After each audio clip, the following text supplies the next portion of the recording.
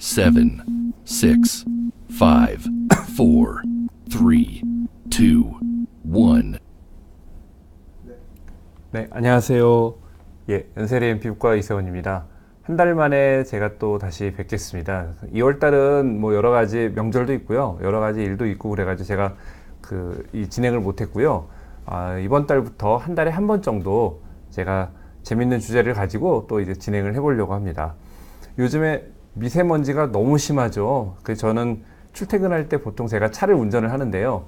요즘에 제가 운전하면서도 마스크를 끼고 운전할 때가 있습니다. 이 차라고 해서 미세먼지로부터 자유롭지 않다 하더라고요. 차 안에도 뭐 공기 필터가 있다고 하지만 외부 공기가 들어올 때 미세먼지를 걸러내는 필터가 아니라고 그래요. 그래서 차에서도 마스크를 하는데 그래서 그런가요? 요즘에 피부 염증 때문에 이게 뭐 미세먼지하고 직접적으로 어느 정도 연관이 있는지 잘 모르겠어요. 근데 피부 염증 때문에 병원을 오시는 분들이 좀 늘어난 것 같아요.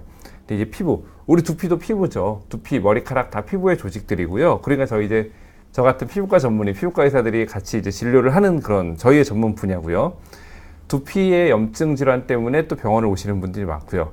또 이제 저는 탈모를 또 진료를 하다 보니까 이렇게 염증 때문에 오시는 분들 중에 머리가 가려우면서 머리가 또 많이 빠져요 라고 말씀하시는 염증성 탈모로 오시는 분들이 있습니다. 제가 지금 저 때문에 화면이 좀 가려운데요. 보시면 그래서 오늘 제목은 이렇게 두피 염증 질환과 또 그 염증 때문에 빠지는 염증성 탈모에 대해서 좀 말씀을 드리려고 그럽니다. 자, 여러 가지 지금 뒤에 사진이 있는데요. 하나는 세비프록스라는 이름의 약이고요. 또 하나는 니조랄이라고 하는 샴푸. 가장 많이 아시죠? 니조랄 샴푸. 또 하나는 이 클로벡스라고 하는 스테로이드 성분의 샴푸가 있고요. 단가드라고 하는 징크피리치온이라고 하는 성분이 들어있는 이런 샴푸가 있습니다. 우리 두피 염증이 있을 때 가장 많이 쓰는 그런 약들이에요. 피부과 의사들이라고 그러면 누구나 다 이런 약들을 쓰게 되고요. 이런 약들 아마 머리에 염증 때문에 병원 가시면 많이들 처방 받으실 거예요. 뭐 꼭 요 약이 아니더라도 요 약과 같은 성분을 갖고 있는 여러 가지 다른 제약사에서 이제 비슷한 약들이 많이 나오거든요. 그래서 이런 약들을 많이 처방 받으실 텐데 이 세비프록스라고 하는 약 있죠. 여기 요 화면에 있는 약, 요 약은 시클로피록스라는 그 성분이 들어있어요. 우리가 두피의 염증을 만드는 것 중에 가장 이제 큰 요소가 피지선에서 유래된 염증이거든요. 자, 피지선이란 우리 피부를 좀 번들거리게 하는 기름을 만드는 거예요. 쉽게 얘기하면은 뭐 약간 속된 표현으로 개기름을 만드는, 얼굴이 번들거리는 개기름을 만드는 그 부분이 우리 피부 안의 구조가 피지선인데, 피지선이 어디에 붙어 있냐면 피부 속에 머리카락이 모근에서 나오고요. 이 머리카락의 피지선이 머리카락의 뿌리 쪽에 이렇게 부착이 돼 있어요. 그래서 이 머리카락을 따라서 이 구멍으로 기름이 나오는 거죠. 피지선에서 만든 기름. 이 선이라는 게 어떤 옹달샘 같은 그런 샘을 의미하는 거거든요. 피지가 나오는 샘이다 해가지고 피지선 이렇게 얘기를 하는 건데요.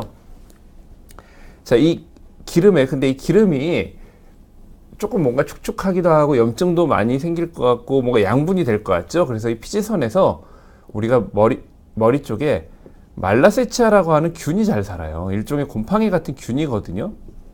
이 균이 잘 사는데 이 균에서 유래된 여러 염증이 생길 수 있습니다. 근데 이런 털이 어디에 제일 많을까요? 우리 몸에서 제일 많은 게 얼굴하고 머리죠. 그래서 얼굴하고 머리 쪽에 이런 피지선에서 유래된 여러 가지 질환들이 잘 생길 수가 있습니다. 그런 피지선에서 유래된 어떤 세균과 관련된 문제들, 또 세균으로 인해서 생긴 염증과 관계된 문제들을 치료할 때 쓰는 대표적인 약이 이 시클로피록스라는 성분의 세비프록스, 그리고 니조랄. 이거 역시 균을 잡는 이 두 가지를 항균제 성분이라고 생각하시면 돼요. 균을 잡는 항균제고, 제가 좀 보다 보니 게시판에 똑똑님 말씀 주셨네요. 똑똑님 반갑습니다. 저한테 치료받고 계시는 분인데 이렇게 또 와서 응원해 주셔서 너무너무 감사합니다. 네. 다음에 병원에서 뵐게요. 자, 그래서 이 니조랄이라고 하는 약하고 세비프록스라고 하는 약은 항균제죠. 이 두 가지가 가장 대표적인 항균제고요. 니조랄이라고 하는 약은 직접적으로 곰팡이를 죽이는 항균제 케토코나졸이라는 성분이 들어있어요. 가장 강력한 항균 효과를 가졌다고 생각하면 되는데, 이 케토코나졸이라는 약이 원래 간독성이 굉장히 좀 심한 약이거든요. 근데 대부분의 우리가 무좀을 치료하는 먹는 약들, 여러 가지 먹는 약이 있죠. 라미실이라는 것도 있고, 무슨 스포라독스라는 약도 있고, 여러 가지 약들이 있는데요. 그런 약들은 다 간독성이라는 문제가 있어요. 무좀 약들은. 이 니조랄의 성분이 되는 케토코나졸 역시 간독성이 굉장히 강한 약인데, 그래서 이거를 먹지 않고 두피에 발라서, 또 두피에 이제 머리카락이 많아서 연고를 바르기 힘드니까 샴푸 형태로 두피에 써서 우리가 개선을 시키기 위해서 나온 약이 니조랄이고요. 근데 이제 니조랄이라는 약이 약간 두피 자극도 있을 수가 있고, 오래 쓰다 보면은 균의 어떤 내성이라는 게 생겨요. 그래서 그 니조랄을 대체제로 쓸 수 있는 게 이제 시클로피록스라고 하는 이 세비프록스라는 약이고요.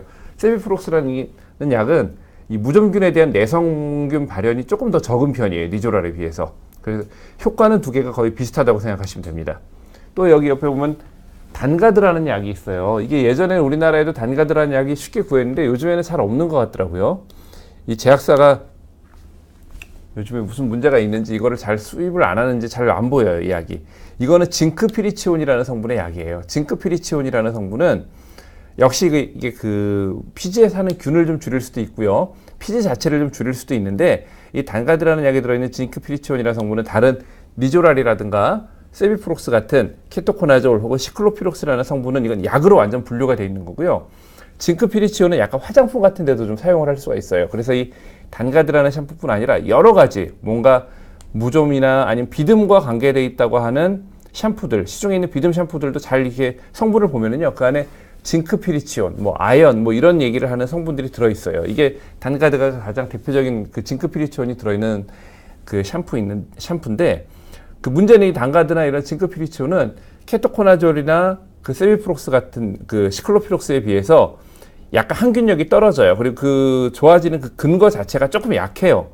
그러다 보니까 이제 화장품으로 좀 분류가 돼 있거든요. 그래서 처음에 1차적으로 이제 단가드 같은 걸 쓰기보다는 뭔가 염증이 있을 때는 우선은 니조랄이나 세비프록스 같은 이런 약을 우선 쓰게 되고요. 어느 정도 약을 써서 좋아진 다음에 유지요법으로는 단가드 같은 걸 좀 쓸 수가 있습니다. 그리고 이 클로벡스라는 약이 또 있죠. 제가 굉장히 좋아하는 약입니다. 이 클로벡스라는 약. 이거는 클로베타솔이라고 하는 스테로이드 성분이 들어있는 샴푸예요. 머리에 감으면은요, 감았을 때 느낌도 저는 이제 이 느낌을 좋아하는데, 느낌도 좋고 거품도 잘 나고, 그러면서 감고 나면 가려움증이나 이런 게 확 가라앉고. 왜냐면 스테로이드라는 게 염증을 가라앉혀요. 다시 말해서 이 클로벡스라는 약은 염증, 가려움증이라든가 각질이 많이 일어난다든가 이런 것들을 가라앉혀요. 하지만 이거는 항균제가 아니기 때문에 어떤 이런 염증을 만드는 그 말라세치아 같은 균을 잡거나 하지는 못해요. 니조랄이나 세비프록스랑은 좀 결이 다른 약이죠. 근데 많은 분들이 이제 스테로이드 약을 쓴다 그러면 워낙 스테로이드에 대한 그 폐해라든가 스테로이드의 안 좋은 점 같은 것들이 많이 알려지다 보니까 굉장히 이 스테로이드에 대해서 아주 거부감을 갖고 계시는 분들이 계세요. 이 스테로이드라는 거는요, 이게 절대 무슨 독약이 아니고요. 제가 대학 다닐 때 의과대학 시절에 저희 양리학 교수님이 어떤 무인도에 딱 2가지 약만 가져갈 수 있다고 하면 당신은 무슨 약을 가져가겠느냐 하셨을 때 그 선생님이 자기는 딱 2가지 약을 이렇게 고르겠다 한 게 1번 스테로이드, 이런 얘기 해도 되는지 모르겠지만 2번 아편. 저희 양리학 선생님이 이렇게 2가지를 얘기하시더라고요. 각종 스테로이드라는 성분의 약은, 이 아편은 지울게요. 이거는 좀 약간 경찰에서 문제 삼을 것 같아요. 네. 아편이라는 약을 선생님이 왜 쓰셨냐면, 아편이라는 약이 약간 배탈이 나거나 설사하거나 여러 가지의 우리가 이렇게 마약뿐 아니라 어떤 진통의 목적도 있지만 여러 가지에 사용할 수 있는 사실은 그런 약이거든요. 다만 이게 안 좋은 쪽으로 전용이 돼서 마약으로 쓰기 때문에 문제가 되는 거고요. 스테로이드는 물론 이게 어떤 통제 없이 장기간 과량 사용할 경우에는 당뇨를 만들 수도 있고 고혈압을 만들 수도 있고 피부도 얇아지고 오히려 피부에 염증도 더 생길 수 있고 안 좋을 수 있습니다. 굉장히 안 좋을 수 있습니다. 근데 어떤 통제된 상태에서 잘 썼을 때는 이 스테로이드라는 약이 없으면요, 저희 피부과는 다 문 닫아야 돼요. 피부과뿐 아니라 많은 과들, 많은 류마티스 내과라든가 혹은 다른 우리가 소화기 내과라든가 여러 과들에서 이 스테로이드가 없으면은 과가 돌아갈 수가 없어요. 왜? 굉장히 훌륭한 항염증제이기 때문에. 염증을 가라앉히는데 이만큼 훌륭한 약이 없습니다. 그리고 단기간 사용할 경우에는요, 스테로이드처럼 부작용이 적고 안전한 약이 없어요. 그러니까 스테로이드에 대해서 그렇게 막 놀라고 하실 필요 없고요. 이 클로백스라는 샴푸는 그래서 처음에 염증이 심한 어떤 두피염이 있을 때, 염증을 가라앉힐 때 초기에 굉장히 아주 효과적으로 사용할 수가 있고, 염증이 심해서 머리가 빠지고 그럴 때도 빨리 그거를 가라앉힐 때 우리가 사용을 할 수가 있어요. 그래서 이런 여러 가지 약들을 이제 어떻게 환자들한테 안내를 해드리고 어떻게 이제 처방을 하고 하는 것은 그야말로 그 이제 의사의 실력이고 어떤 처방의 묘미 같은 거죠. 그게 재밌어요. 의사로서 그게 굉장히 재미를 느끼게 하는 부분입니다. 잠깐 질문들 주신 분이 있는데요. 제임송님께서 편의학적 설명이니까 문제 없다고 하셨는데요. 네. 근데 요즘에 하도 뭐 여러 가지 무슨 클럽 관련된 마약 얘기가 많이 나와서 마약과 관련된 얘기 좀 조심스러운 것 같아요. VGMB님이 저는 두피염증은 없는데 지성두피라 머리에 기름기가 넘치는데도 효과가 있을까요? 네. 기름기라는 건요, 두피에 기름기라는 거는 단지 이제 피지선에 어떤 분비가 많아서 생길 수도 있어요. 분비가 많아서 생길 수도 있지만 이 염증균에 의해서 이 기름기의 느낌이라든가 그게 더 안 좋게 느껴질 수 있거든요. 그런 경우에는 염증을 가라앉히는 비듬균을 잡는 세비프록스나 니조라 같은 샴푸가 조금은 효과가 있습니다. 하지만 이 기름기 자체를 잡아주진 않아요. 그래서 정말 피지 분비가 많고 기름기가 많은 분들은 또 그런 피지선 기름 분비를 줄이는 약이 있거든요. 먹는 약이 있어요. 피부과에서 처방 받으실 수가 있고요. 테리테리님, 유럽에 살고 계신데 남자친구 탈모약을 한국에서 처방받아 먹고 있어요. 프로페시아 드시네요. 처방약이라서 많이 못 사고 3개월치 받았는데 유럽에서도 처방받고 싶으면 약 어떤 성분으로 해서 달라고 하면 될까요? 네, 프로페시아는요, 유럽에서도 성분을 말씀하시지 않고 그냥 프로페시아라고 말씀하셔도 될 것 같은데요. 글로벌리 전 세계에서 가장 많이 쓰는 약이고요. 프로페시아라는 약은 우리나라보다도 유럽 시장이 훨씬 더 큰 시장이죠. 유럽 의사들도 당연히 프로페시아 쓰고 있고요. 그냥 프로페시아를 처방받고 싶다, 탈모 때문에, 이렇게 말씀하셔도 되고요. 프로페시아의 그 안에 들어있는 성분은 피나스테라이드거든요.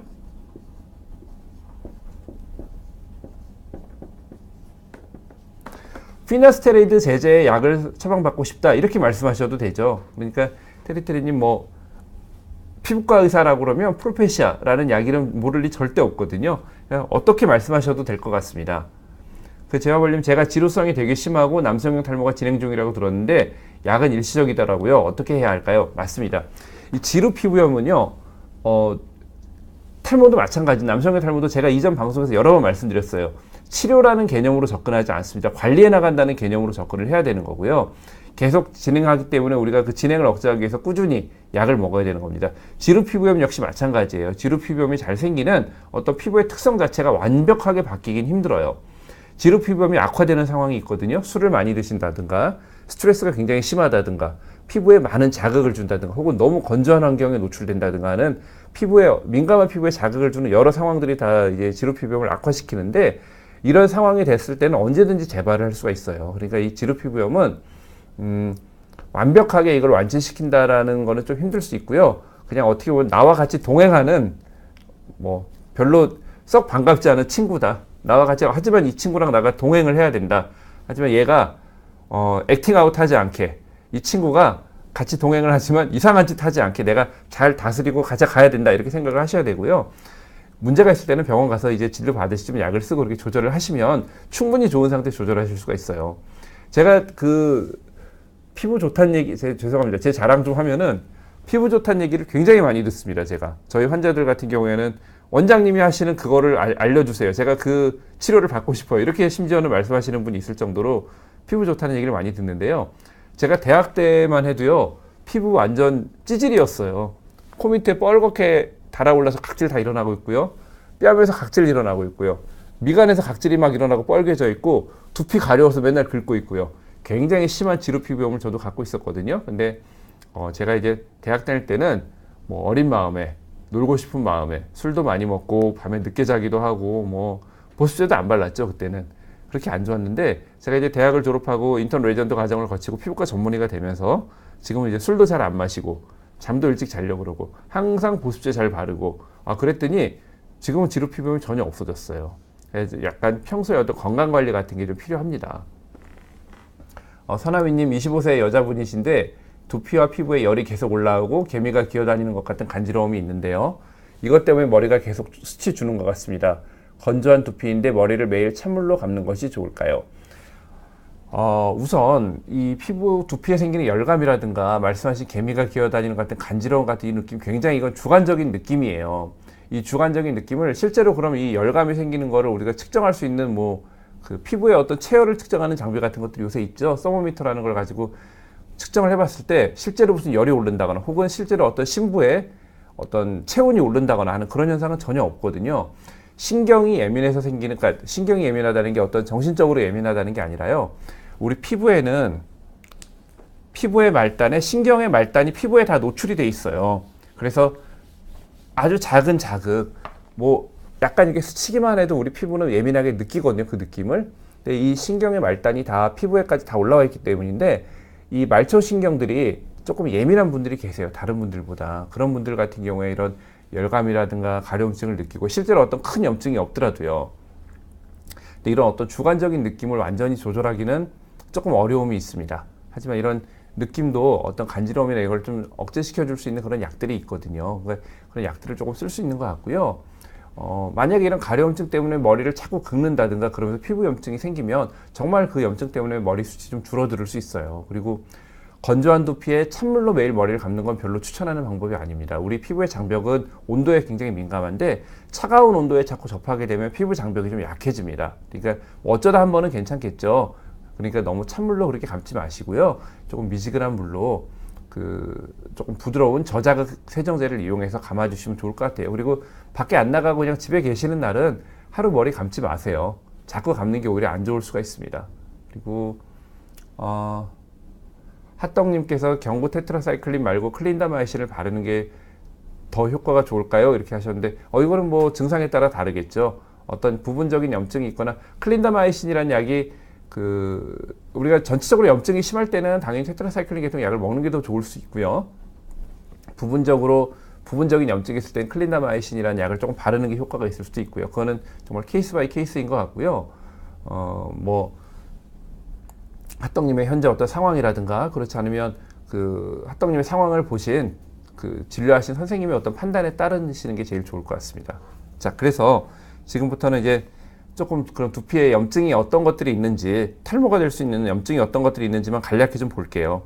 첫 번째로 이거는 자, 한번 보시겠습니다. 두피 무좀입니다. 두피에 무좀이 생기면 이런 식으로 각질이 좀 일어날 수가 있고요. 약간 그 자리가 붉어지고 가렵고 자꾸 그 자리를 긁다 보면 또 머리가 빠지게 되고 이런 염증이 너무 심해지면은요, 약간 이 고름같이 고름도 막 올라오고 모낭염도 생기고 굉장히 심한 염증이 생겨가지고 아주 영구적인 반응성 탈모, 흉터 조직이 되는 거죠. 그러면 영구적으로 머리가 나지 않는 탈모가 생길 수가 있어요. 자, 두 번째는 두피 습진입니다. 제가 이 습진이라는 개념에 대해서 좀 말씀을 드릴게요. 진료를 받으러 오는 환자분들 중에 답답하시니까요, 여러 병원을 다니면서 이렇게 진료를 받고 오신 분들이 계세요. 저는 얼굴에 있는 이 문제 때문에 병원을 갔더니 어떤 병원에서는 이거를 접촉 피부염이라고 하고요. 어떤 병원에서는 지루 피부염이라고 하고요. 어떤 병원에 갔더니 습진이라고 해요. 도대체 저의 진단은 뭔가요? 이렇게 말씀하시는 분이 계세요. 자, 이거는요, 접촉 피부염, 지루 피부염 이런 것들 모두 다 습진에 속합니다. 습진이라는 큰 범주 안에 들어있는 거예요. 그러니까 이거는 진료하신 선생님이 그 환자분한테 어떤 식으로 설명을 하는지에 따라서 진료하신 선생님이 이분한테 선생님들마다 조금 쉽게 설명을 하는 방법이 아마 다 다르실 거예요. 그러니까 진료를 받으시는 환자분한테 어떻게 설명하느냐에 따라 좀 다르게 얘기할 수 있는 거고요. 접촉 피부염이라는 얘기나 지루 피부염이라는 얘기나 습진이라는 얘기나 다 비슷한 얘기라고 생각하시면 돼요. 물론 엄밀히 따지면 접촉 피부염과 지루 피부염은 조금 차이가 있습니다. 차이가 있는데 나타나는 피부의 어떤 증상이나 양상은 비슷하거든요. 진단이 어떤 것이 됐든 간에 치료약은 비슷하게 처방을 할 수가 있어요. 그래서 환자분들의 설명을 하는 거고요. 자, 그럼 습진이란 접촉 피부염이 됐건 지루 피부염이 됐건 어떤 피부염에 의해서 어떤 부위를 긁거나 자극을 주면서 그 피부염에서 진물이 난다거나 피부가 두꺼워진다거나 하는 그런 어떤 상황, 그 상황의 모양을 습진이라고 합니다. 그러니까 어떤 피부염이 됐든 간에 많이 긁고 어떤 각질이 일어나고 진물이 나고 뾰루지가 나고 그런 상황이 다 습진에 속하기 때문에 습진성 피부염이라고 하면은 아토피 피부염도 되고요, 지루 피부염도 되고요, 혹은 뭐 많이 우리가 긁어 생길 수 있는 가려움증 때문에 생기는 뭐 만성 태선 같은 것도 초기에 이제 습진성 피부염에 들어갈 수가 있고요. 이런 것들이 전부 아울러서 우리가 습진이라고 이렇게 부를 수가 있거든요. 그러니까 지금 이 모양을 보면은 이렇게 두피 습진이 나타나는 경우, 무좀 같은 경우에도 많이 그 자리를 긁거나 자극을 주면 처음에 습진성 병변이 나타날 수가 있어요. 그래서 무좀 같은 경우에도 무좀약도 쓰지만 습진을 가라앉히기 위해서 초기에 스테로이드 같은 약을 쓰기도 하거든요. 그래서 이런 각질도 일어나고 뻘개지고 많이 긁은 것 같죠, 사진으로 봐도. 이런 두피 습진, 아토피가 됐던 지루 피부염이 됐던 이런 것들에 의해서도 머리가 빠지고 모발이 약해지고 할 수가 있습니다. 또 이 습진이 많이 심하면 역시 그 자리가 흉터처럼 변하면서 머리가 영구적으로 나지 않는 경우도 있을 수 있고요. 건선, 그 두피에 이렇게 각질이 일어나서 뻘개지는 또 병 중에 가장 대표적인 병 중에 건선이라는 게 있는데요. 또 이 건선하고 많은 분들이 환자분들이 진료받으러 오셔가지고 조금 착각하시는 게, 건선과 건성 피부, 이거는 완전히 다른 얘기예요. 건선하고 건성 피부는 완전 다른 얘기입니다. 완전 다른 병입니다. 건성 피부는 피부 건조증을 얘기하는 거고요. 건선이라는 병은 피부 건조증하고 완전히 별개의 얘기입니다. 물론 건선 있는 분들이 피부가 좀 건조하시긴 한데, 이거는 완전히 다른 그 어떤 우리 피부가 어떤 면역 체계에서 생기는 염증성 질환이거든요. 근데 두피에 이렇게 원래 건선이라는 병은요, 근데 얼굴에는 잘 안 생겨요.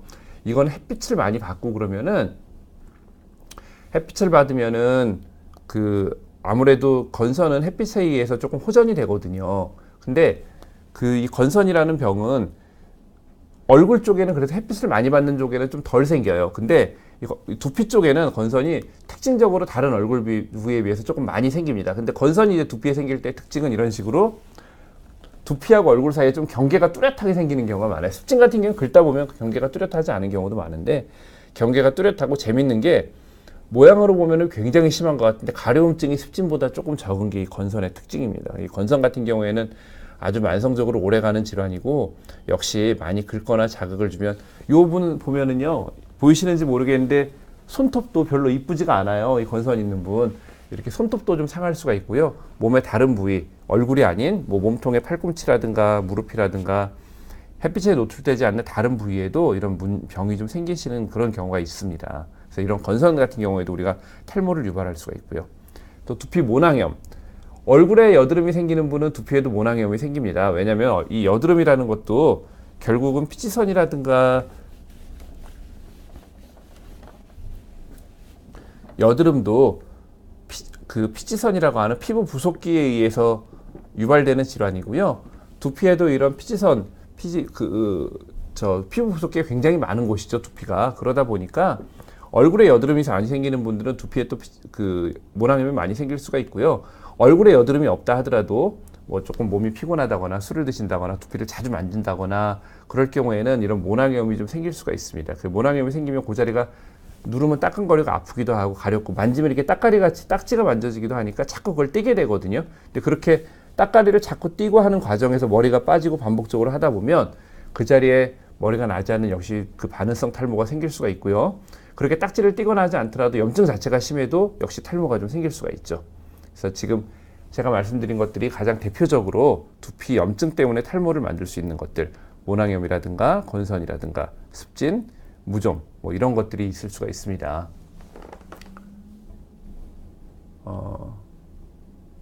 핫떡님은 피부과 선생님이신가 봐요.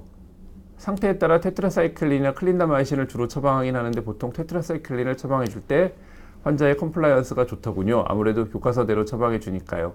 네, 저도 그런 것 같습니다. 저도 테트라사이클린 계통약, 독시사이클린이나 뭐 미노사이클린 약 굉장히 선호하고 있고요. 약 처방 많이 하고 있습니다. 그 약 처방. 저도 바르는 클린다마이신보다 그쪽 약을 조금 더 선호합니다. 클린다마이신 같은 경우에 어떤 염증 가라앉히는 기능도 있지만 항균제로서의 기능이 자꾸 바를 경우에 어떤 약제 내성 같은 얘기도 더 많은 것 같고요. 제 생각에 바르면서 이게 어쨌든 그 피부에도 이 클린다마이신, 제가 이제 죄송합니다. 이제 많은 일반인들이 들으시는데 의사 선생님인 것 같아가지고 제가 의사들끼리 하는 대화식으로 잠깐 얘기를 드렸는데, 클린다마이신이라는 게 뭐 요즘에 많이 알려진 여드름 톡톡이, 파스처럼 돼가지고 이렇게 바르는 여드름 약이 클린다마이신이라는 항생제 성분이 많이 들어있거든요. 근데 그 안에 기제가 알코올 기제가 들어있고 그래가지고 가끔은 그 계통의 약을 바르고 나서 피부염증 생기는 경우도 좀 보는 것 같고요. 또 이제 아무래도 저는 그렇게 생각해요. 여드름도 상처라고 생각을 하거든요. 뾰루지 상처인데 상처난 부위에 알코올을 가지고 자꾸 만지고 그러는 거는 상처의 치유를 오히려 더디게 할 수도 있다고 하는 생각이 있어가지고 저도 바르는 클린다마이신보다는 뭐 테트라사이클린 먹는 쪽을 더 선호합니다. 네, 네, 뭐 의사들 간의 대화는 여기서 이제 마치겠습니다. 네. 서나미님, 어렸을 때 두피가 너무 간지러워서 머리카락을 뽑기도 했었는데 참 관리가 어려워. 아, 이거는 서나미님 두피가 가려워서 많이 뽑고 그러는 거는 또 발모벽이라는 거고. 그래도 서나미님은 좋으신 거예요. 내가 가려워서 뽑고 가려워서 뽑았다, 본인이 뽑고 있다는 걸 알고 계셨다는 거는요, 아마 서나미님 지금은 괜찮으실 것 같아요. 치료가 되셨을 것 같아요. 진짜 발모벽은 머리를 뽑는 사람들은 자기가 뽑는다는 걸 몰라요. 진짜 머리를 뽑고 있는데도. 왜 머리를 이렇게 뽑으세요? 발모벽이 있으시니 뽑으시면 안 돼요 하면 저 머리 절대 안 뽑는데, 머리 안 건드리는데요? 이렇게 얘기하시는 분들이 많거든요. 근데 우리가 어떤 병이든지 병이 나을 때 제일 중요한 첫 번째는 본인이 그 문제가 있다는 걸 인식하는 거. 인사이트, 그걸 인사이트라고 하는데요. 인사이트가 있냐 없냐가 굉장히 중요합니다. 옛날에 뭐 소크라테스가 너 자신을 알라 이렇게 했다고 그러는데 본인 스스로 아, 내가 이 문제가 있구나, 그거를 아는 것이 그 병을 치료하는 아주 첫걸음입니다. 아마 서나미님 다 회복되셨을 것 같아요. 지금은 리킹스님 염증 같은 거 전혀 없고 어릴 때 진짜 머리숱 부자였고 부모님 다 숱 많으신데 지금 머리숱이 반에 반도 안 돼요. 너무 가늘고. 네, 그러니까 이런 그 리킹스님 말씀하신 것처럼 어떤 유전적, 물론 집안에 부모님들이 유전적으로 머리가 좀 더 가늘고 그런 분들이 더 이런 머리 가는 현상이 생길 수 있는 나이 들면서 확률이 훨씬 높긴 합니다. 근데 그런 것들 전혀 없이도요, 머리가 가늘어지고 머리가 약해지고 할 수 있거든요. 리킹스님 여성이신지 남성이신지 잘 모르겠어요. 혹시 좀 체중이 많이 안 나가고 그러신 여성 아니신가요? 대개 이런 현상이 여성들이 영양분이 부족해서 나타나는 현상이 많아요. 혹시라도 굉장히 뭐 마른 여성이시라 그러면 좀 식사 잘 하시고요. 혹시 그 생리하고 그러면서 몸에 약간의 미세한 빈혈이라든가 아니면 뭐 철분 부족이 있지 않는지 그런 거 좀 보세요. 아, 30 초반에 통통하신 여성이시라 그러시네요. 예, 뭐 특별한 원인 없이도 또 그럴 수 있습니다. 근데 정말 그 철분이나 그런 거에 대해 생리량이 혹시 많으시거나 그러시다 그러면 한번 체크해 보셔도 좋을 것 같아요. 그리고 또 뭐 이런 것 자체를 근본적으로 치료하기는 어려워도 조금 병원에서 도움 드릴 수 있거든요. 병원에서 도움 드릴 수 있는 방법을 좀 진료를 받으셔도 좋을 것 같고요. 강나영님, 탈모는 바르는 약으로만 치료가 안 되나요? 안 돼요. 탈모는요, 그러니까 강나영님이 말씀하시는 탈모가 이제 어떤 거냐에 따라 다른데, 지금 오늘 주제인 염증성 탈모 같은 경우에는 염증이 바르는 약으로 잘 조절이 되면 그 탈모는 치료가 되는 겁니다. 염증이 좋아지면 뭐 그 염증이 심해지기 전에 잘 좋아지면 그건 치료가 되는 거죠. 바르는 약으로 할 수 있어요. 근데 강나영님 말씀하시는 탈모가 여성형 탈모라든가 머리가 점차 가늘어지는 탈모, 뭐 휴지기 탈모 이런 거 말씀이시라 그러면 그거는 바르는 약으로만 치료가 되지는 않습니다. 조금 여러 가지 복잡한 기전이 좀 있어야 돼요. 돈신호님, 머리 말리다가 머리카락이 손에 엉켜서 강제로 몇 가닥 빠졌는데 다시 안 날까요? 100% 다시 납니다. 걱정하지 마십시오. 100% 다시 납니다. 머리가 요즘에 왁싱 하시는 분들 있죠. 그러니까 뭐 머리털을 왁싱 하시는 분은 없지만 겨드랑이 털이라든가 뭐 다리 털이라든가 아니면은 다른 채모라든가 이런 부분을 왁싱 하시는 분들이 있고, 왁싱을 또 플러깅, 쪽집게 하시는 분들이 계시죠. 쪽집게 가지고 뽑는 분들도 계시고. 근데 그때 이렇게 머리가 빠질 때 딱 빠진 머리를 보면은요, 끝에 이제 머리카락이 이렇게 있고 약간 살덩이 같이 뭐가 이렇게 살점이 붙어 있는 것 같아요. 그러면 이게 모근이 빠져나왔다 라고 이제 생각하시는 분들이 계시는데, 이거 모근 아닙니다. 이거 모근 아니고요. 이 살덩이 나오는 건, 이거는 이제 우리말로 외측 모근초라고 하는, 머리카락의 뿌리 부분을 둘러싸고 있는 미세한 그 각질층, 그냥 미세한 피부층이에요. 요게 빠진다고 해서, 요게 나온다고 해서, 혹은 요게, 간혹 또 이런 분들이 있어요. 예전에는 머리를 뽑으면 요게 묻어나왔는데 요새는 요거 없는 머리가 나와요. 문제가 있나요? 아니, 뭐 그럴 수 있어요. 큰 문제 아닙니다. 요게 나와도 그만, 안 나와도 그만인 거고요. 빠지는 그러니까 잡아 뽑는 정도, 왁싱을 하는 정도로 모근이 빠지거나 해서 뭐 영구적인 탈모가 되거나 그럴 일은 없습니다. 그러니까 머리 감다가 말리면서 몇 가닥 빠진 거 걱정 전혀 하지 마시고요. 100% 다 납니다. 다만 발모벽이 너무 심해서 반복적으로 머리를 계속 발모벽이 너무 심해가지고요. 막 계속 반복적으로 머리를 뽑으면서 그 부위에 막 피도 날 정도로 반복적으로 뽑고 그렇게 해서 염증을 만드시는 경우에는 그때는 머리가 흉터 탈모가 생길 수 있어요. 돈신호님, 지금 제가 말씀드린 그 머리카락 끝에 있는 살덩이 보고 놀래서 질문하셨다고 하셨네요. 네, 걱정 안 하셔도 됩니다. 그 목은 아니에요. 목은 아니고 외측 목은초라고 하는 그냥 피부 조직입니다. 걱정 안 하셔도 됩니다. 네, 그래서 위에 출근하기 싫어님이 지루성 두피염이나 두피 모낭염이나 비슷한 건가요? 이렇게 질문을 하셨는데 좀 달라요.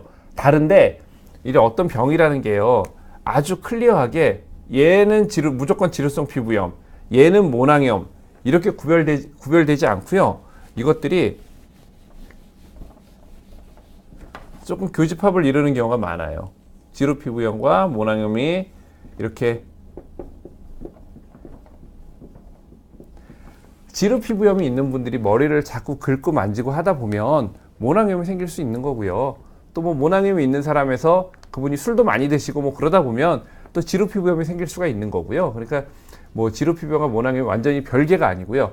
또 우리가 치료할 때도 지루 피부염을 쓰는 때 우리가 쓰는 약이나 모낭염 때 우리가 치료를 위해서 쓰는 약이나 겹치는 부분이 많이 있어요. 그러니까 뭐 이거에 대해서 뭐 이렇게 딱 뚜렷이 뭐 무조건 구분을 해가지고 나는 뭔지를 확진을 받고 싶어요.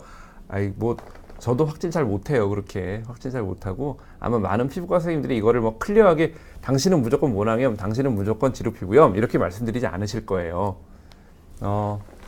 홍똑똑님, 원장님, 저는 고등학교 대학교 때 엄청 많이 뽑았었고 요새도 가끔 스트레스 받으면 저도 모르게 뽑는데 머리카락 새로 나올까요? 특히 뽑을 때 새로 나오는 머리카락들 그러지 마세요, 홍똑똑님. 이제 일반적으로는요, 본인이 그렇게 뽑은 머리는 다시 다 나요. 나는데 이거는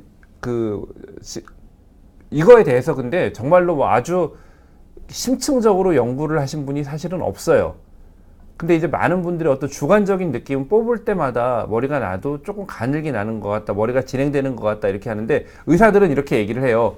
그렇게 뽑고 나서 가늘어지고 약한 머리가 나는 것 같은 거는 그렇게 뽑으시는 분이, 환자분이 계속 나이가 들면서 약간의 남성 탈모 혹은 여성들도 나이가 들면서 조금 머리가 약해지거든요. 새로 나오는 주기의 털들이 나이가 들면서 조금 약한 털이 나오기 때문에 그런 거지, 실제 뽑는 것 때문에 더 약해지거나 혹은 뽑는다고 해서 머리가 더 굵어지거나 그러는 게 아닙니다 라고 말씀은 드리는데요. 이건 조금 더 연구가 필요한 부분이긴 해요. 근데 어쨌든 홍똑똑님, 너무 반복적으로 계속 그 같은 부위의 머리를 뽑다 보면 이론적으로 아직까지 제가 알고 있기로는 머리는 다시 납니다. 하지만 의학이라는 건 계속 내용이 바뀌는 거거든요. 그렇지 않을 수 있거든요. 그러니까 반복적으로 그 머리 뽑지 마시고요. 주변 분들한테 말씀을 하세요, 홍똑똑님.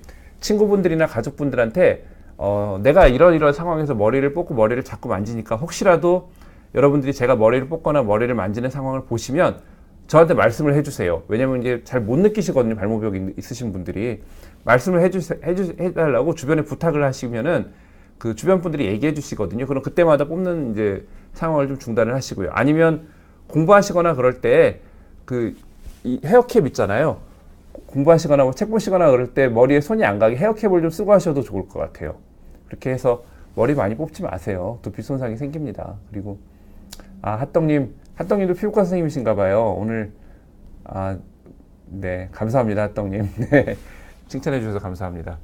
혹시 뭐 저 아시는 분 아니신가요? 아시는 분이 약간 이렇게 뭐 짜고 치는 것처럼 이렇게 쓰신 거 아닌가 하는 생각도 드는데, 예, 하여튼 감사합니다. 네. 리킹스님, 선생님, 그러면 흰머리는 계속 뽑아도 상관없나요? 네, 흰머리 뽑아도 또 흰머리로 또 납니다. 흰머리를 뽑아서 검은머리 나거나 하는 거 아니고요. 또 검은머리 뽑는다고 해서 흰머리 되는 거 아니고요. 흰머리 뽑아도 계속 납니다. 머리에 그 흰머리라는 거는 우리가 모근에 털 뿌리 쪽에 있는 멜라닌 색소가 이제 조금씩 약해지는 거죠. 멜라닌 색소가 약해지면서 제대로 멜라닌 색소를 못 만드니까 나이가 들면서 이 머리털에 전달되는 멜라닌 색소가 적어지면서 희어진 건데요. 이게 머리털이 나고 자라고 하는 거랑은 아무 관계 없습니다. 오히려 흰머리는 이 멜라닌 색소가 우리가 어떤 염증 세포들이 공격하는 어떤 타겟이 되거든요. 흰머리에는 염증이 잘 안 생겨요. 원형 탈모가 돼도 흰머리는 좀 덜 빠져요. 예. 강나영님, 탈모 얘기는 아닌데요. 흰머리가 나는 시기가 언제인가요? 약간 희끗하게 보일 때가 있는데, 이게 사람마다 다 다르죠. 저는, 저희 집안은 좀 흰머리가 적은 편이에요. 저는 아직 흰머리가, 그렇게 많지 않아서 보이는 흰머리를 그냥 뽑는 정도로도 잘 안 보일 정도거든요. 근데 제 친구들 보면은 정말 백발인 친구가, 제가 제 친구지만 이렇게 만나면, 내가 이 친구한테 반말해도 되나 싶을 정도로 정말 반백이 아니라 올백인 친구들이 제 친구들도 있거든요. 그러니까 그거는 흰머리가 나는 시기는 정말 사람마다 다 다른 것 같습니다. 진료하다 보면 불과 중학생밖에 안 됐는데도 새치가 많은 친구들이 있고요. 네, 뭐 그거는 답이 없는 것 같습니다. 네, IJP님, 여성 탈모 고민입니다. 숱도 적어지고 모발이 가늘어지고 해서 예방이 있나요? 네.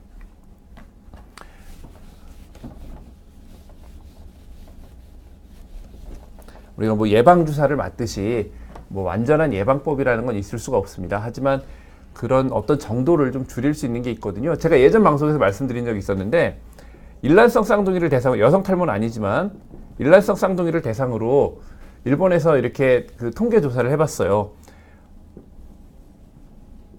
한 명은 탈모가 있고 한 명은 탈모가 없는 거예요. 남성 탈모, 남성 대머리가 있는 일란성 쌍둥이를 봤는데, 일란성 쌍둥이 중에 일란성 쌍둥이 유전적으로 동일하잖아요.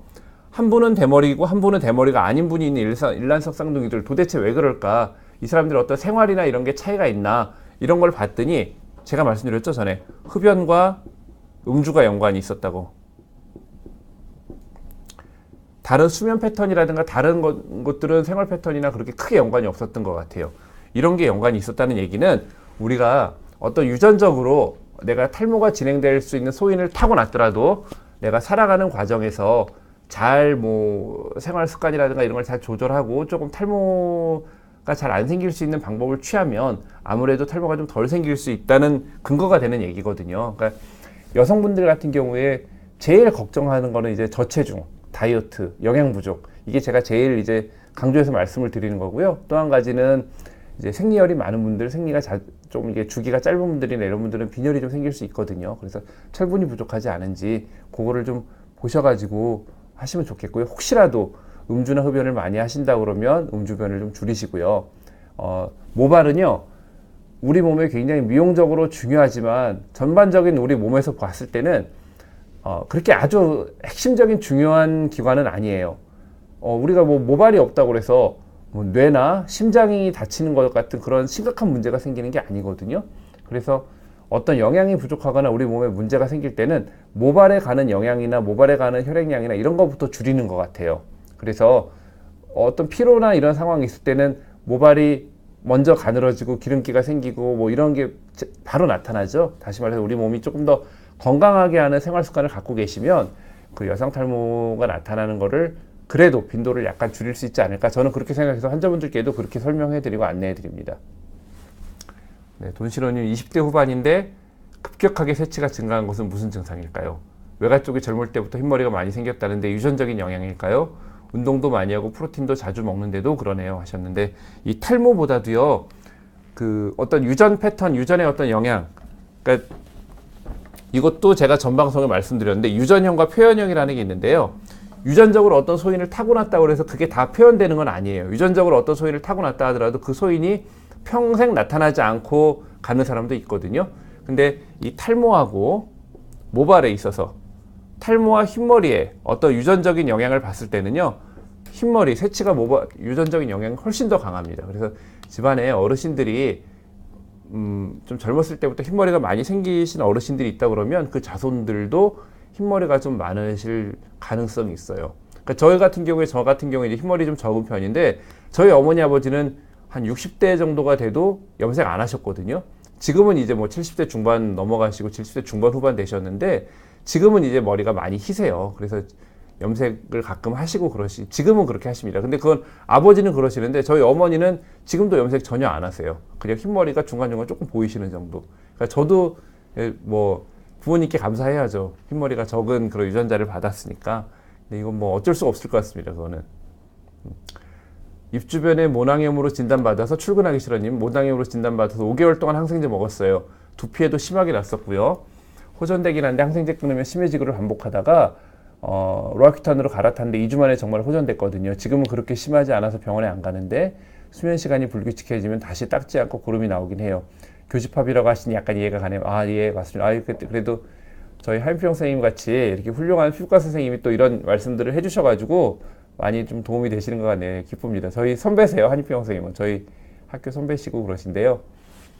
그 로아큐탄이라는 약이 아까 말씀드렸듯이 여러 가지 이제 그런 뾰루지, 모낭염이라든가 여드름 같은 것들이 피지선에서 유래되는 그런 뭐 질환인데요. 로아큐탄이라는 약이 피지선의 어떤 피지 분비라든가 피지선의 그 크기를 좀 줄여줄 수 있는 약이거든요. 그래서 장기적으로는 조금 약간 저용량으로, 로아큐탄은 근데 이제 너무 고용량으로 드시면은 피부도 많이 건조해지고 좀 힘들어요. 어느 정도 병이 좋아지시면 아주 저용량으로 조금 장기적으로 유지를 하셔도 됩니다. 다만 로아큐탄 드실 때 만약에 여성이시라 그러면 꼭 주의하셔야 되는 거는 임신하시기 전에 제약사 설명으로는 1개월이라고 그러는데 저는 보통 3개월을 얘기해 드리고요. 좀 더 이렇게 그 우려가 많으신 선생님들은 6개월까지도 말씀을 하세요. 임신 계획이 있으면 그 전에 적어도 3개월 전에는 약을 좀 끊으셔야 됩니다. 이 약은 태아 기형하고 연관이 좀 있는 약입니다. 안녕님께서 저희 어머님이 52세인데요. M자 탈모처럼 앞머리 쪽이 빠지고 있는데 일정 기간 이후로는 더 이상 안 빠진다고 하시네요. 여성 탈모는 스트레스성이 대부분인가요? 하셨는데 이제 52세 정도 되시면은 여성 호르몬이 좀 줄어들고 상대적으로 남성 호르몬이 좀 늘어나기 때문에 어떤 그 스트레스뿐 아니라 여성형 탈모, 대머리 증상이 나타나실 수도 있고요. 여성들 같은 경우에 제가 오늘 슬라이드에 제가 이걸 넣는다는 걸 좀 깜빡했네요.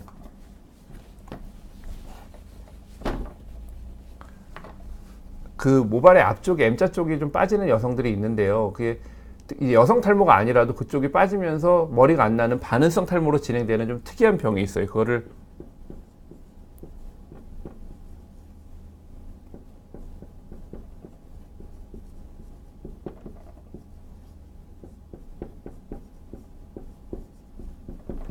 말이 좀 어렵죠? 프론탈 파이브로징 알로페시아라고 해가지고 FFA라고 이렇게 앞에 글자를 따서 저희 피부과 의사들끼리 얘기하는 그런 병인데요. 앞쪽 부분이 약간 그 조금 단단해지면서 일반 피부하고 조금 느낌이 달라져요. 그러면서 이제 머리가 빠지거든요. 주로 이제 조금 이제 여성들에서 많이, 남성들에서는 거의 없고요. 여성들의 앞쪽에서 나타나요. 이게 화장품하고 조금 연관이 있을 수 있다는 얘기가 요즘 많이 있더라고요. 반복적인 화장품 노출에 의해서 나타날 수 있는 그런 경우들이 있어요. 그래서 화장하실 때 너무 헤어선 안쪽까지 이렇게 들어가게 그렇게 꼼꼼하게 화장하지 마시고요. 어머님의 상황이 어떤 상황 때문에 빠지는지는 제가 직접 뵙지 않고서는 뭐 어떤 상황이라고 말씀드리긴 좀 어려울 것 같은데, 제가 보기에는 스트레스성이라기보다는 어떤 호르몬에 의한 조금 연세가 드시면서 이제 갱년기에 가까워지시니까 그런 문제 때문에 생기는 게 오히려 더 가능성이 있지 않을까 그렇게 생각이 됩니다. 제이님, 여성 탈모에 엘크라넬, 미녹시딜 어떤 게 더 효과적인가요? 같이 하면 더 좋을 텐데 피부과에선 엘크라넬만 주네요 하셨는데, 제가 이거 참 말씀드리기 되게 조심스러운 문제인데요. 아마 그 피부과에서 엘크라넬만 주신 거는 그 선생님 판단하시기에는 갖고 계신 제이님 문제가 약간 어떤 호르몬과 관계된 문제라고 생각하시니까 엘크라넬을 주셨을 것 같아요. 엘크라넬과 미녹시딜은 완전 다른 약이거든요.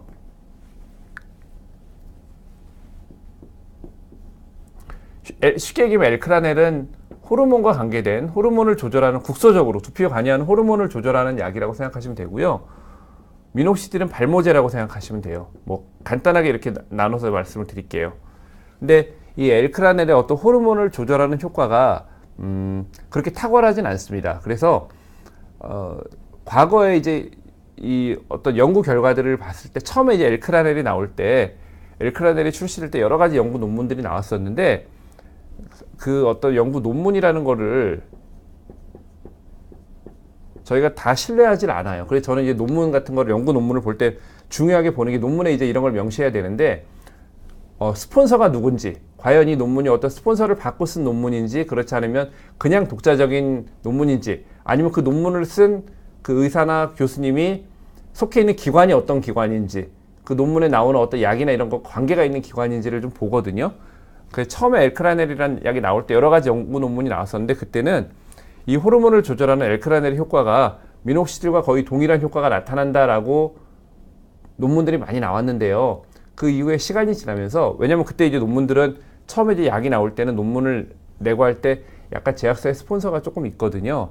근데 이제 그 이후에 나오는 논문들을 보면은 엘크라넬의 효과가 미녹시딜에 비해서 좀 많이 떨어지고, 어떤 여성 탈모이스 발모의 효과나 이런 것들은 미녹시딜 쪽에 엘크라넬보다 좀 더 탁월하다라는 게 이제 일반적인 얘기고요.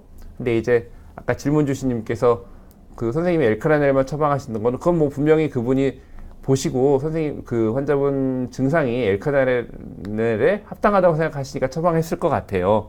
제가 직접 뵙지 않는 상태에서 뭐 미녹시딜이 그 질문자님께 더 맞는 약이다, 뭐 엘크라넬이 더 맞는 약이다, 이건 좀 말씀드리기 좀 조심스러운 것 같아요.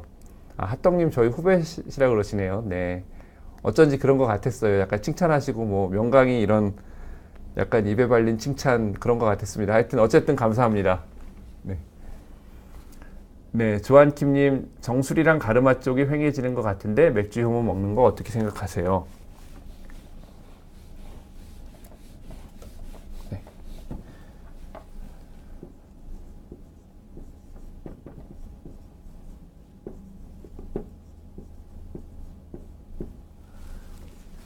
대표적으로 판토가라는 약이 있죠. 판토가라는 약이 나온 지는 벌써 한 10년 이상 되고 오래된 약이에요. 근데 판토가라는 약에 들어있는 성분에 이 맥주 효모, 이거를 좀 우리가 의학적으로 쓸 수 있게 메디칼 이스트라는 성분으로 들어가 있거든요. 근데 이 판토가라는 약이 여성 탈모 치료에 우리가 사용하는 뭐 어떤 모발 영양제로 유명해지면서 우리나라에서 이제 이거를 카피한 뭐 판시딜이라든가 마이녹시레스라든가 이런 것들이 많이 나오기 시작을 했어요. 근데 이런 것들이 많이 나오는데, 요 메디칼, 그러다 보니까 그 안에 들어있는 주요 성분이 맥주 효모다. 그럼 맥주 효모를 우리가 직접 먹으면 더 좋지 않을까라고 하시는데, 맥주 효모가 약간 먹으면 속도 좀 안 좋을 수 있고요. 여러 가지 부작용이 좀 있다고 그래요. 그 식품에 대해서 제가 뭐 정확하게는 몰라서 뭐 정확하게 말씀드리긴 어려운데, 이 판토가의 성분이 메디칼 리스트가 그 맥주 효모가 들어가는 건 맞아요. 맞는데 그것만을 가지고 판토가 효과가 나타나는 게 아니거든요. 판토가라는 약에는 메디칼 리스트 성분도 조금 들어있고요. 그 외에 뭐 케라틴 성분도, 모발을 만드는 데 필요한 케라틴 성분도 좀 들어있고요. 여러 가지 영양 성분 같은 것들이 다 섞여서 이런 효과를 내는 거예요. 그래서 맥주 효모를 직접 드시는 것보다는요, 뭐 이런 판토가나 판시딜이라든가 마이녹시레스라든가 이런 모발 영양제를 드시는 게 더 드시기도 편하고 더 좋지 않을까. 더 신뢰도도 있고요. 이 메디칼 리스트 맥주 효모 판매하는 그 분들 다 믿을 수 있나요? 이 뭐 식약처에서 다 관리하는 것도 아닌데요. 그거보단 저는 모발 영양제 드시는 거를 더 추천을 드립니다. 네, 그리고 안녕님, 선생님 그러면 얼굴에 붉은 반점 나는 이유는 어떤 게 있나요? 네이버에 붉은 반점 검색해 보면 엄청 큰 붉은 반점만 나오더라고요. 저는 그런 게 아니라 블랙헤드 크기만한 아주 작은 붉은 반점이 피부 얇은 부위, 손목과 광대뼈 뒤 눈 주변에 나타나고 며칠 뒤에 스스로 없어지고 하더라고요. 빈도가 잦은 건 아니고 피곤할 때 밤샜을 때 나타나는 것 같던데, 이런 건 원인이 뭘까요? 언뜻 떠오르는 건요, 여러 가지 우리 접촉 피부염이라든가 피부염이요, 피곤하거나 스트레스가 있어도 그렇게 생길 수가 있습니다. 그런 접촉 피부염도 하나가 제가 떠오르는 것 같고요. 또 하나는 만약에 얼굴 부위만 있다 그러면 약간 여드름 같은 작은 뾰루지도 그런 식으로 나타날 수 있죠. 근데 뭐 손목 주변에 생긴다는 거 보니까 그건 아닌 것 같고요. 혹은 이렇게 피곤하거나 그럴 때 피부가 하얗고 혈관이 약한 분들은 미세한 혈관점, 혈관이 늘어나는 미세한 혈관점 같은 게 좀 보일 수 있거든요. 그런 것들도 아주 작은 것들은 며칠 지나면 좀 없어지기도 해요. 가끔 어떤 분들이 눈 밑에가 붉은 반점이 잔뜩 생겨가지고 병원에 오시는 분들이 있어요. 갑자기 한 2, 3일 전에 이 붉은 반점이 잔뜩 생겼어요. 그러고 오시는데 가만히 보면 미세한 혈관점이에요. 그럴 때 제가 그분한테 여쭤봅니다. 혹시 그때 술 드셨나요? 술 드시고 구토하셨나요? 아니면 누구랑 싸우면서 악쓰셨나요? 그런 거 제가 질문 드리거든요. 그게 뭔가 얼굴에 힘주거나 막 악쓰거나 그러면 그때도 혈관이 조금 터지면서 마치 미세한 혈관점 같이 보이는 그런 것들이 좀 생겨요. 그래서 그럴 경우에는 뭐 그냥 며칠 지나면 저절로 잘 가라앉습니다. 네, 그러니까 뭐 크게 가렵거나 어떤 뭐 염증이 심해지거나 하는 증상이 없다 그러면 안녕님 뭐 크게 걱정할 문제는 아니신 것 같아요. 근데 안녕님 말씀하신 것처럼 피부가 엄청 얇다고 하셨는데 아마도 제가 말씀드린 그런 증상 아닐까 싶어요. 지금 무한질주님, 두피에 뾰루지가 많이 나는데 피부과 갔었는데 두피염이라고 약 처방이랑 바르는 약 받았는데 전혀 호전이 없어요. 여름에 땀이 많이 날 때는 두피에 트러블이 없는데 여름 이외의 계절에만 두피 뾰루지가 심해지는데 왜 그럴까요? 머리는 하루에 아침 저녁으로 감고 있습니다. 머리를 아침 저녁으로 감는 거를 좀 중단해 보시면 어떨까요? 그러니까 여름에 심해진다 그러면은 뭔가 이게 피지성과 관계된 질환을 좀 의심을 해보는데요. 여름 이외의 계절은 여름은 좀 습하잖아요. 이외의 계절은 조금 건조하고요. 그러니까 여름 이외의 계절에 생긴다 그러면 피부 장벽이 좀 약하고 피부가 좀 건조하신 분이 아닐까 생각이 들거든요. 근데 이 피부가 건조하고 장벽이 약한 분들도 피부염이 심해질 때는 마치 기름기가 있는 것 같은 그 안 좋은 기름기가 머리카락에 좀 많이 묻을 수가 있어요. 그래서 그런 분들이 더 머리를 이걸 기름기를 씻으려고 머리를 열심히 감는데 그런 것들이 염증을 더 악화시키거든요. 그래서 제 생각에는 머리를 아침 저녁으로 감지 마시고요. 머리에 사용하는 헤어 제품들 뭐 왁스라든가 스프레이라든가 이런 거를 만약 사용하고 계신다면 사용하지 마시고 머리 감는 걸 하루에 한 번으로 줄이시고 하루에 한 번 머리 감으실 때도 가능하면 좀 저자극 샴푸를 써보시고 이렇게 하시면 좀 도움이 될 것 같아요. 네, 여에스드 박사님, 저도 뵙고 싶습니다. 한번 같이 또 이렇게 방송하고 그럴 수 있는 기회가 있으면 좋겠네요. 네. 태그 의원님께서 저는 피부에 기름이 줄줄 흐르는 지루성인데 피지선 분비 줄이는 약을 먹거나 아니면 다른 관리법이 있을까요? 근데 피부에 기름이 줄줄 흐르는 지루성 피부고 지루성 피부염이 또 많이 생기시는 분이라 그러면 피지선 분비를 줄이는 로아큐탄이나 이런 약을 조금 저용량으로 먹는 게 도움이 되실 수 있거든요. 그래서 한번 병원 진료 받으셔가지고 약처럼 받으셔도 좋을 것 같아요. 크리스님, 지성 피부가 너무 심해 로아큐탄 먹다가 탈모가 심하게 생겨 중단했습니다. 다른 방법 없을까요? 네. 이 로아큐탄이라는 약이 지금 제가 말씀드릴 때 계속 말씀드리죠. 저용량 이 말씀을 드리죠. 로아큐탄이라는 약이 말씀하신 것처럼 용량이 올라가면 탈모가 생길 수 있습니다. 탈모가 생길 수 있어가지고 로아큐탄이라는 약을 고용량으로, 그러니까 예를 들어 하루에 한 2알, 3알 이렇게 드시는 분들은 탈모가 생길 수 있고요. 머리에 나는 뾰루지나 기름기를 줄이기 위해서 하루에 2알, 3알 그렇게 드실 필요 없거든요.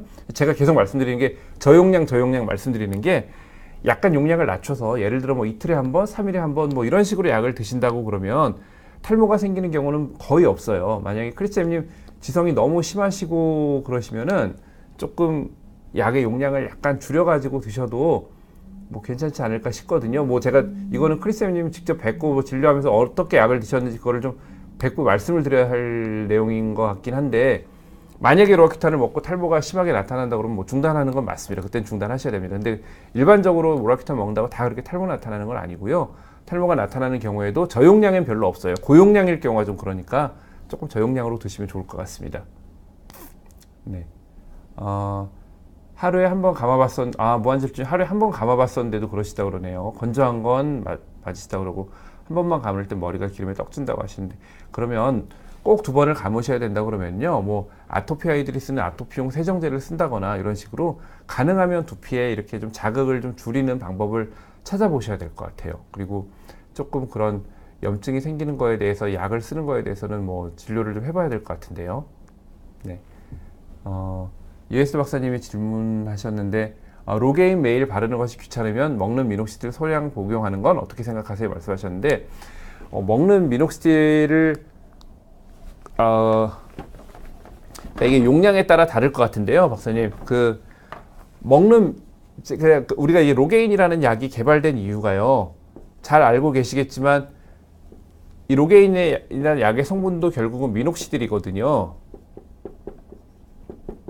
원래 미녹시딜은 옛날에 고혈압약으로 쓰던 약인데 이 미녹시딜을 처방받아 드시는 분들이 몸에 있는 채모, 머리 털이 증가하는 걸 보고 왜 증가를 할까 연구하면서 나온 게 바로 바르는 로게인이라는 약입니다. 왜 바르는 약으로 나왔냐면 미녹시딜을 먹을 경우에 우리가 원하는 건 머리만 나야 되는데 원하지 않는 채모가 또 증가를 할 수 있고요. 또 이 미녹시딜이라는 약이 약간의 어떤 심장이라든가 혈관에 좀 문제를 줄 수 있어요. 그래서 미녹시딜을 뭐 많이 고용량으로 먹을 경우에는 심장 저류라고 그래가지고 약간 심장에 이렇게 물 차는 거죠. 뭐 이런 것들이 생기는 부작용도 생길 수 있다 그러고 두통 같은 게 좀 생길 수가 있고요. 물론 여 박사님 말씀하시는 거는 그렇게 생기지 않는 아주 저용량을 말씀하시는 것 같은데 근데 문제는 또 그렇게 저용량일 경우에는요, 로게인보다 오히려 효과가 약할 수가 있어요. 그래서 뭐 피부과 의사들은 거의 대부분 바르는 로게인을 그냥 바르는 거를 추천을 드립니다. 그리고 사실 미녹실이라는 약이, 먹는 미녹실이 요즘에 거의 안 쓰는 옛날 약이어가지고 저도 이 미녹실을 먹는 거에 대해서 그 다른 분들, 지금도 간혹 미녹실 처방하시는 분들이 계시거든요. 다른 분들이 처방한 거를 본 적도 있고, 뭐 선배 의사님들로부터 미녹실을 과거에 썼었고 이런 얘기를 들은 적은 있는데, 사실 제가 직접 처방을 하고 그 드시는 환자분의 어떤 경과를 직접 다 관찰하고 그래 본 적은 없어요. 하지만 다른 병원에서 미녹실을 처방받고 드시다가 두통이 생기고 힘들어서 이걸 약을 끊고 싶다고 저희 병원에 오시는 분들이 간혹 계시거든요. 그래서 저는 미녹실 드시는 거는 뭐 그렇게 추천하지는 않습니다.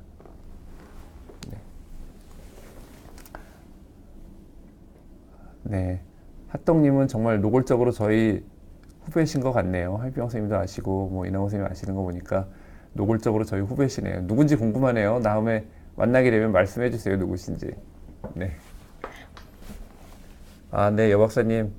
네, 뭐 사실 저보다 어떻게 보면 여 박사님이 더 다 알고 계시면서 질문하신 것 같은데요. 다 아시는 내용이신 것 같은데. 네. 감사드립니다. 또 질문도 해주시고.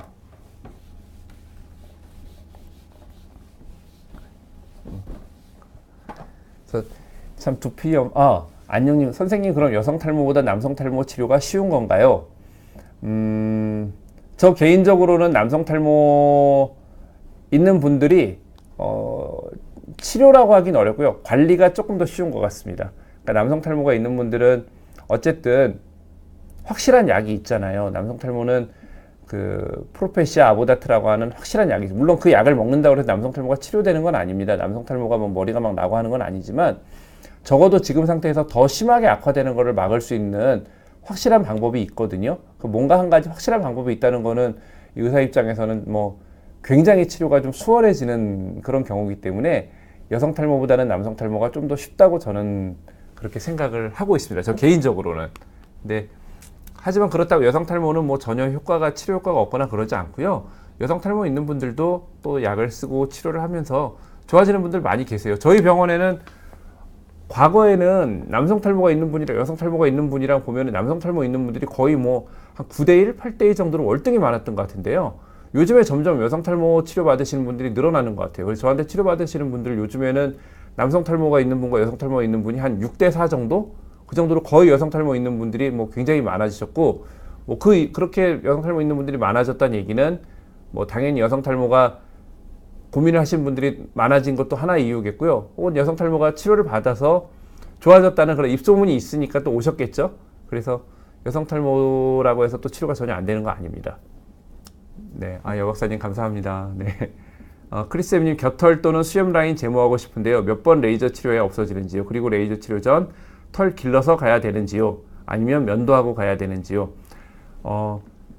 수염보다는 겨드랑이 쪽이 좀 더 제모가 잘 될 거예요. 이것도 이제 남성이신지 여성이신지 따라 좀 다른데요. 남성 같은 경우에는 수염도 제모가 잘 됩니다. 그 제모는요, 제모 레이저는 털이 굵고 털의 수치 밀도가 높을수록 효과가 아주 드라마틱하고요. 털이 가늘고 밀도가 떨어질수록 효과가 조금 떨어집니다. 몇 번을 치료해야 하느냐? 사실 이거는 뭐 뚜렷한 기준은 없어요.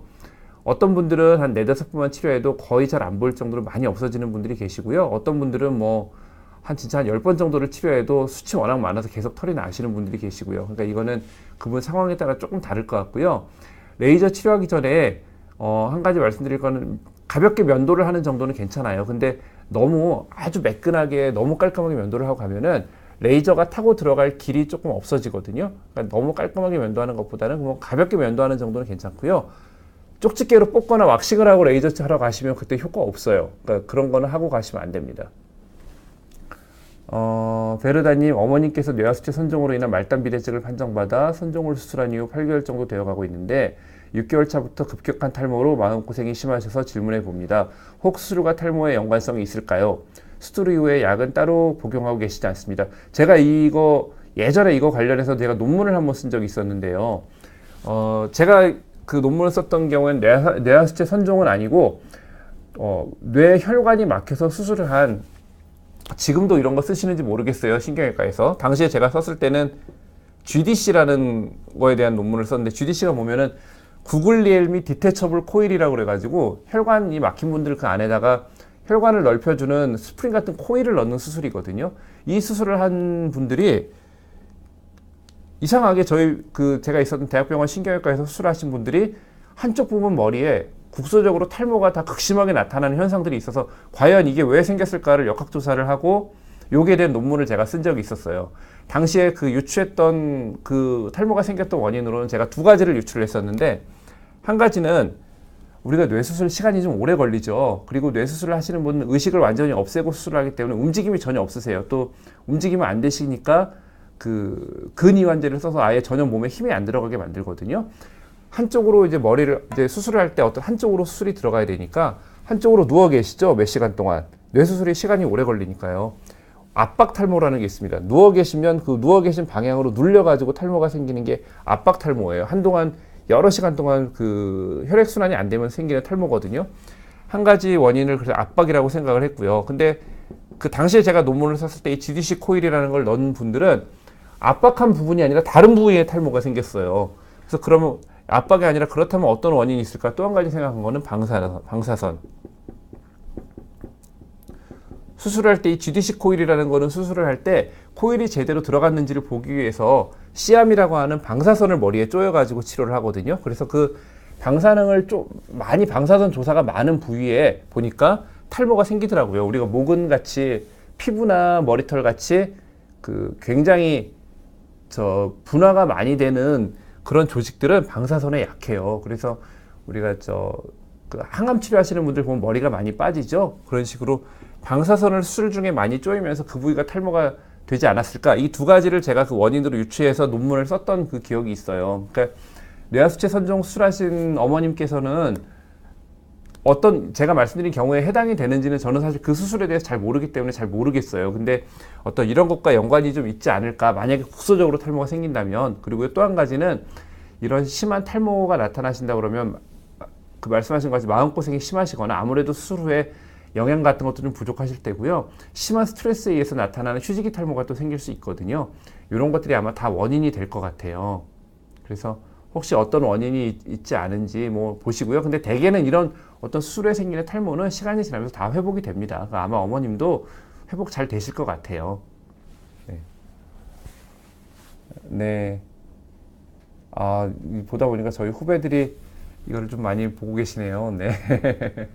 네. 그리고 마지막으로 한 가지만 더 질문 제가 답해드리고 오늘 방송 마치겠습니다. 쌤, 그럼 여성 탈모도 유전성이 있는 건가요? 저희 어머니는 대학병원 가서 검사 받았는데도 정확한 원인을 모른다는 답변 받고 그냥 바르는 약 처방 받아서 그것만 바르셨는데 어느 날부터는 안 빠진다고 하셔서 이젠 바르지도 않고 계세요. 모든 어떤 탈모라든가 어떤 질환은요, 다 어떤 유전적인 소인을 갖고 있다고 하셔야 돼요. 그래서 그런 유전적인 소인이 어느 정도 있다고 생각이 되고요. 근데 그게 진짜 저한테도 가끔 그런 분들이 와서 말씀을 하세요. 이게 유전인지 아닌지 구별을 해주세요. 이렇게 하시는, 정확한 원인은 뭔가요? 이게 원인이라는 게 어떤 한 가지 뚜렷하지 않습니다. 여러 가지가 이렇게 좀 섞이면서 표현력으로 나타나는 거거든요. 그래서 지금 어쨌든 바르는 약 처음 맞고 안 빠지고 잘 계시다고 그러면 그럼 좋은 거죠. 잘 나으셨으니까 그냥 지금처럼 잘 지내고 관리 잘 하시면 될 것 같습니다. 베레다님, 그래도 어머님이 안심하시고 좀 도움이 되셨다니까 저도 좋네요. 네. 예. 그래서 제가 장황하게 여러 가지 말씀을 드렸는데요. 오늘 제가 준비한 내용은 여기까지로 좀 마치려고 그러고요. 스폰지밥님께서 다음에 미세먼지와 노화 관계를 알려달라고 하셨는데, 제가 다음에 이제 한 달에 한 번 정도 이 방송을 할 거거든요. 그래서 한 달 정도 후에 제가 4월 3일 날 또 방송을 한번 할 거예요. 그때는 제가 이 노화에 대해서 다시 한번 말씀드리겠습니다. 그때 아마 이 미세먼지라든가 이런 피부와의 관계에 대해서도 제가 좀 말씀을 드려보겠습니다. 네.